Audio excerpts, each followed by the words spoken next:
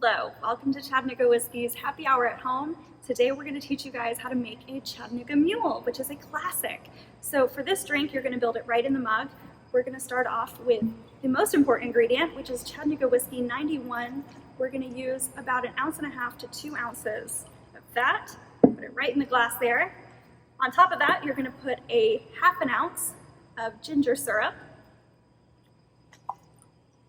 as well as a 1/2 ounce of lime juice. Dump that in there, and then we're going to go ahead and fill this mug halfway up with ginger beer. I prefer Barrett's brand, but use whatever you have on hand. And then you're just going to top the glass filled all the way full with ice.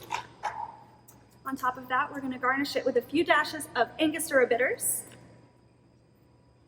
and a lime wheel. And there you have it, a Chattanooga Mule. Cheers, stay well, drink Chattanooga whiskey, and enjoy responsibly.